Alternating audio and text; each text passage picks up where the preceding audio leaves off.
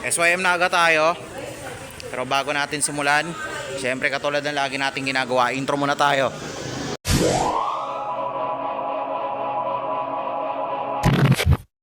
Ito mismo sa motor na to, mag-uumpisa yung pinakabagong format na gagawin natin ngayon sa video na to. SYM Naga 155. So syempre, introan muna natin ng konti. Ayan, flash out ko lang dito yung specs.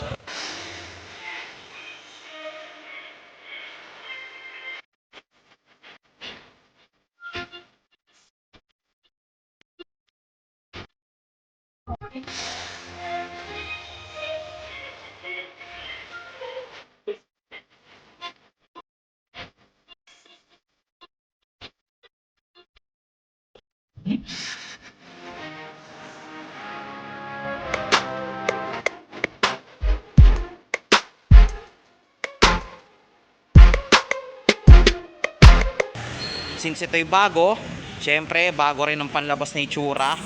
At halata naman dito mismo sa actual na appearance niya ay ito is talagang pinag-isipan ng mabuti, pinagugulan ng panahon yung disenyo nung mismong motorsiklo na to. Kung mapapansin natin mabuti, ayan, hindi pa natin makikita halos yung mga gantong klase ng design within the market, especially yung mga ganto. Ayan, ito mismong kanyang pinaka visor niya o yung kanyang windshield, yung mismong kanyang turning lights na pareho naka LED, plus itong pinaka front fairing niya. Naka-design ng motorsiklo na to, bakit? Kasi napaka picturistic. Medyo may pagka-slim yung itsura niya dito sa harap, pero may kalakihan siya tingnan pagka nakatagilid. Then mapapansin din natin mabuti yung kanyang headlight dito mismo sa may bandang harapan. Kaya parang sa sci-fi mo lang din halos makikita to, kasi bakit? Bihira ako makakita ng gantong klase ng design ng headlight sa tanang buhay ko sa iba pang mga gantong klase ng scooter na kinikita ngayon sa market. Ayan, napaka-futuristic, especially itong kanyang DRL, yung kanyang headlight. Then parang napansin ko rin din halos na medyo may conceptual siya na kinuha din dun sa, kung hindi ako nagkakamali, dun mismo sa Jet 4 RX na yon, na unit nila mismo, nilagay nila dito mismo yung kanilang turning lights dito sa bandang windshield or sa windscreen ng mismong motor. Tapos hindi siya typical na katulad ng ibang scooter na, ayan, ito yung design niya, kung mapapansin natin mabuti, nakapang halos pa slope lang talaga siya. Iilan lang yung mga curves and edges niya pagdating dito mismo sa unit na ito. And ayan, napaka-lean lang nung itsura, very plain pero napakagandang tingnan para dito mismo sa bagong release na unit nila, para dito mismo sa kanilang bagong release na unit. Ngayon punta tayo dito mismo sa may bandang baba. Ngayon sa suspension, telescopic fork pa rin yung gamit nila. Naka disc brake na rin with matching dual piston caliper. Tapos naka-include na rin dito yung traction control system, na katulad dito mismo sa kanilang Husky ADB is included na rin yung gantong feature. Ngayon sa tire size, since naka wheel mags to, expect natin naka tubeless. Tapos yung pinaka actual na tire size nya, teka, hindi ko mahanap, ayun, actual na tire size na ito is 120 by 70 by 13 dito mismo sa harapan.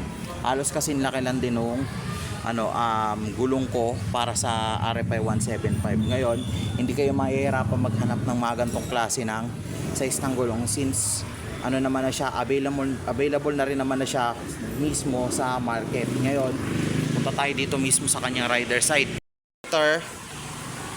Tapos temperature meter, fuel meter, tapos yung kanyang odometer, timer, yung digital tachometer niya, tapos fuel indicator, tapos meron pa siyang, ayan, turning lights indicator, check engine, ABS indicator. Bale, ayun yung isa sa mga naobserbahan ko. Napakaganda ng kanyang digital instrument panel. Tapos naka-naked handlebar pa ito. Isa to sa mga nagpapogi dito mismo sa unit na to. Pansin naman na natin na lutang yung kanyang yung kagandahan ng mismo motor. Bumagay siya sa actual na design dito mismo sa bandang harapan. Tapos yung kanyang electric start or electric ignition button dito mismo sa may right side. Dito naman sa may left side, mapansin natin mabuti, high beam and low beam tapos hazard, then turning lights, tapos yung kanyang horns. Ngayon nandito yung passing light niya sa likod.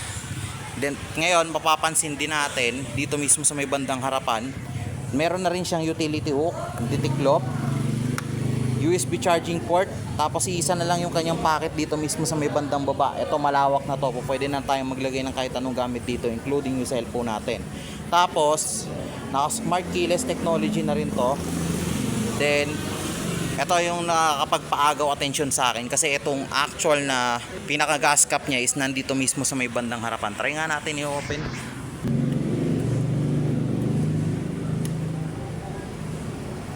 Ayan.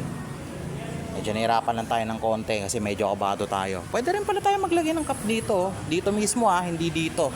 Dito pwede tayo maglagay ng cup. Kung kakasya lang Tapos yan, ito yung actual na gas cap niya. Ang galing lang. Kasi ito yung footboard niya, medyo may kalawakan to. So, expect natin kahit na medyo may katangkaran o mahaba yung legs nung sasakay is komportable pa rin siya makakasakay dito mismo sa motorsiklo na ito. Tapos, seats. Yan, nakabalot pa ng bubble wrap pero pwede naman natin kapain dito.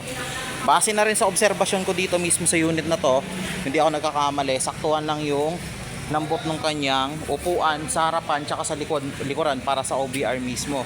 Then ayan, para siyang may mga something like air vents dito sa may bandang gilid. Pero alam ko dagdag aesthetic and design lang naman itong mga to Ganda kasi bakit? Naka huge compartment na tong motorsiklo na to. Ngayon, pwede na nating ilagay lahat ng mga bagay na gusto natin. Bag, depende sa size, papeles, kapote, tools o kahit anong pa mga emergency kits na kailangan natin. Ngayon, ito ang tanong kung kakasya ba isang full face na helmet dito. Ngayon try natin, subukan lang natin tayo na modular helmet from SEC. Ito yung kadalasan natin ginagamit. Subukan natin kung kakasya. Ito XL to Pero tanong na rin natin, Madam, anong kasyang helmet dito? Meanwhile, Ay di pa na try. Okay lang ba i-try ko dito yung Sige. Try lang natin tong SEC helmet. Ay di kasya yung XL. Yung large, medium, or small, pwede. Pero XL malabo. Rico. Ayun. Muntik pa tayo matumba. Ayoko i-risk, baka mamaya magkagasgas. Tingin ko mga nasa large or medium or small po pwede. Then, half face, tingin ko better. Okay lang. Pwede naman. Kayang-kaya naman to. Kayang-kayang ipasok dito yung half face na helmet or kahit mismo yung nutshell na helmet kasi kadalasan ng mga ngayon gumagamit talaga ng nutshell na helmet ngayon. Then ayan may pre-tools na sila. Andito na rin yung instruction manuals nila dito mismo sa unit. Ngayon punta tayo dito mismo sa may bandang gilid. Grab bar, naka-ready na. Nakalimutan ko pala yung USB charging port niya dito naka type C. Tapos meron siyang USB port din dito mismo sa may bandang kanan. Ngayon, balik tayo dito. Yung kanyang radiator. Yung kanyang suspension sa likod, naka monoshock or single shock suspension na rin po ito.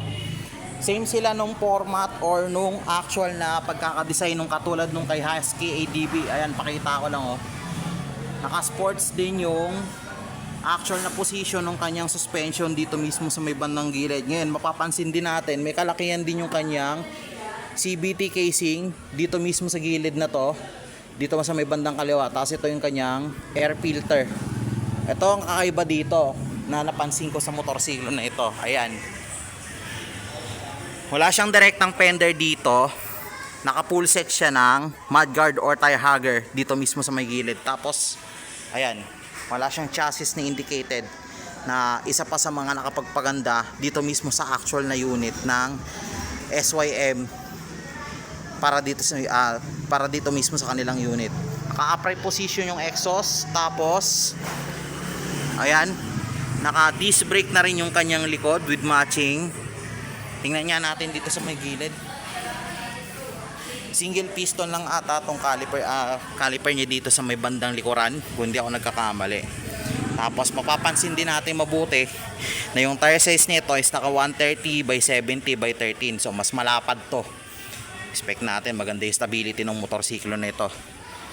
Then, ito yung tire hugger niya. Sakop na sakop yung buong ano eh. Sakop na sakop yung buong gulong. Ang gamit pala nila ditong tires is CST ah. Ang ganda rin ng pagkakabolts ng mags niya dito sa may bandang ano, likuran. Tapos ito yung actual na taillight position niya. Yung taillight niya nandito sa taas. Tapos meron siya ditong turning light sa may bandang ano, tire hugger niya. Sure ball to. Isa sa mga napagpadagdag ng appearance nito.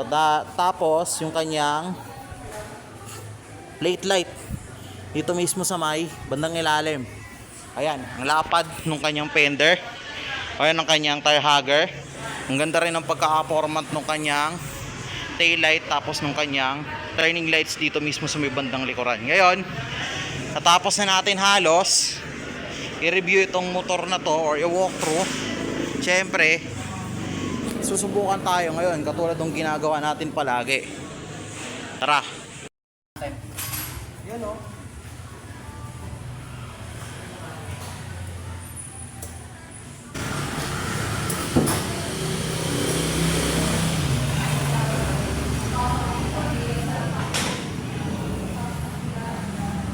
Okay, 5.5 yung height ko.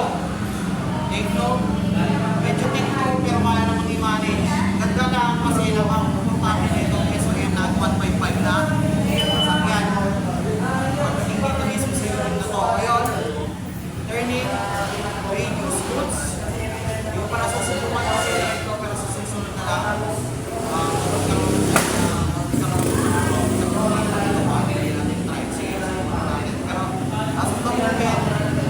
Sitting height position, always naman, ako naman siya, kahit i-manage din. Ayan, komportable naman ako, naka-upright din naman yung position ko. Action na pag, ano ko dito, pag-upo dito. Since, ayan, medyo malaman yung kanya, upo dito mismo sa may bandang rapat.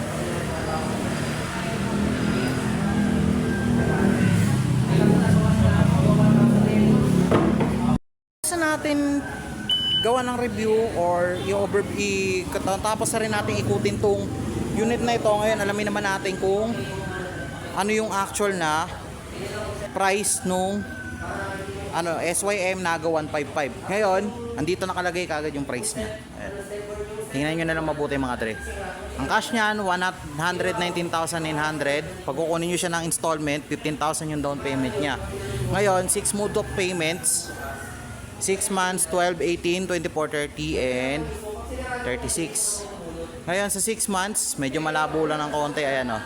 6 months is 20,875. 12 months is 11,400. 18 months is 8,242. 24 months is 6,663. Tapos 30 months is 5,716. Tapos yung pinaka-ulit, 36 months, 5,084 pesos. Ito yung kadalasan na kinukuha nila na terms of payment kasi matagal, kahit medyo matagal, mura na rin. Ngayon, sa akin, as my perception, dito mismo sa unit na to, napakakaiba, napakaganda. Ngayon, kayong bahala magbigay ng opinion tungkol dito mismo sa motorsiklo na ito. Since flash out ko naman na yung specs dito mismo sa unahan pa lang ng video na ito, ipakita ko na lahat. Ayun. So hanggang dito na lang muna madre. Stay tuned. Have a great day. Jumps out.